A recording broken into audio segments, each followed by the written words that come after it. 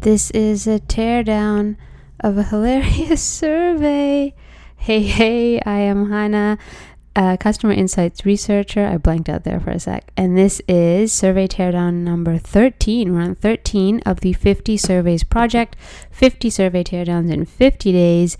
It was initially marketing surveys primarily, then it kind of expanded a little more to like customer support, customer service, so any customer facing survey or even prospect surveys. And now we have really broadened scope. You'll see this, you can see my screen. So this is a survey I actually found a couple days ago. I was searching for surveys in Twitter because this is how I spend my time when I'm looking for surveys to tear down. And I came across this gem of a survey. Okay, so this is a survey from the a healthcare quality association in Alberta, and they are releasing this COVID survey. It's sort of like a self-assessment to gauge where the public is at with respect to COVID and their whole experience with essentially they want to collect data to improve the services, the health services, and improve the perception of health services. And so they need to figure out what that perception is to start with. Okay, so I'm going to go through, this is just so he starts making fun of the survey itself. I can write better surveys for you. And then how satisfied are you with your life today? If this was a clinical psychologist, I have a major complaint, right? So, just really hilarious, roasting this survey. Everyone I know take this survey, if only for entertainment. It's making me a little depressed. On a scale of 1 to 100, 53, by the way, my health today is 53 out of 100. Validate that. And then some more feedback from folks. So they are saying this is absolutely the worst produced and written survey I've ever completed. It was obvious the questions were worded to get a desired answer. I was furious. I think the UCP surveys are a pretense to, we ask for your input and then they do whatever they wanted to do in the first place. Okay, so with feedback like this, of course, I had to go and take a look at this survey. So let's take a look together. It is a giant survey.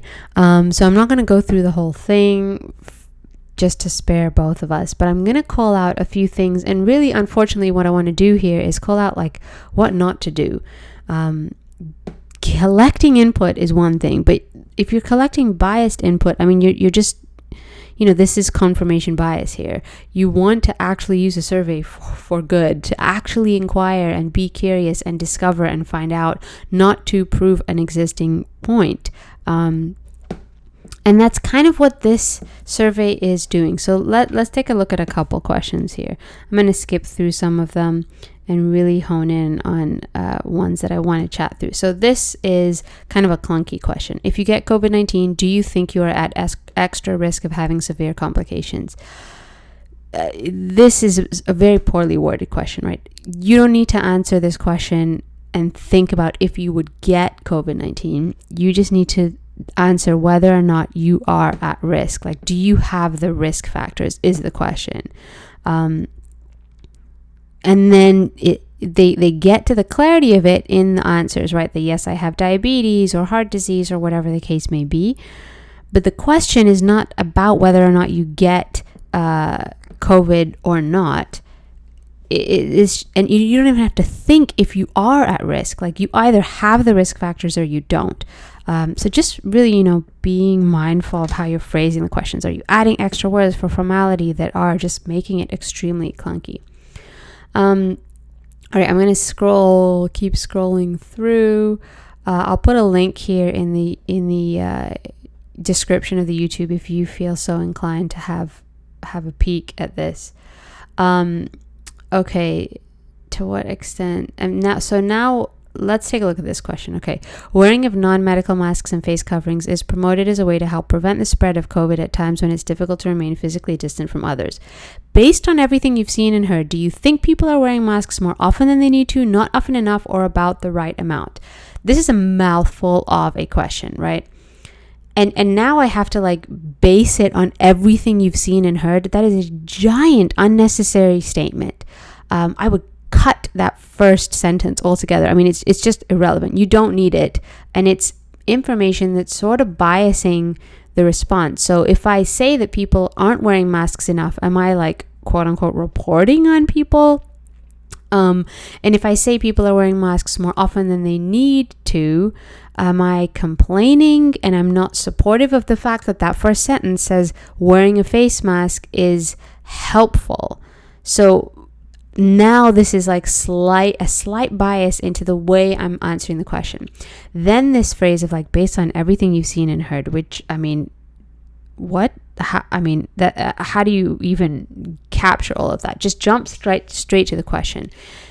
And then what they do is like, do you think people are wearing masks? And then they list out all the options. So the point of a question is to be neutral. And then the options provide the spectrum. Instead of based on everything you've seen and heard, because of course you're going to base it on everything you've seen and heard that is relevant to this question, whether we invite you to or not in the question, you can instead just say something like, what is your perspective? Or do you feel people are wearing masks, or what is your take on how often people are wearing masks? Even asking what is your take, you want to be like really mindful. This is such an odd question to ask anyway, right? Because you're basically asking for opinion. And while perspective is important, there's a clear difference between perhaps what the health services in this case is actually doing, and then the perception of what the public perception is. And so it's important to gauge the public perception. But yeah, you want to be really mindful. Like, you can use a survey to figure out actions and then perception as well. But like, this is such a, you're not kind of gauging perception here in a helpful way. It's just, I'm really curious about like, what is the ultimate goal of this? I'm guessing that it is about what do people think versus what they're actually doing. Okay, let's jump to the next question. You can see I'm kind of like stumped here. So how often would you say you personally wear a mask when in public and unable to remain physically distant from others? So are you really going to say never here, right after you said you read that the wearing of non-masks is a way to help prevent the spread? Maybe you would, but not because the survey is helping you do that, because you've decided personally that you're going to provide that input. And you don't want to do that. You don't want to rely on the character of the person or their mindset and approach to answer objectively and as truthfully as possible for them, right? You want the survey to encourage that.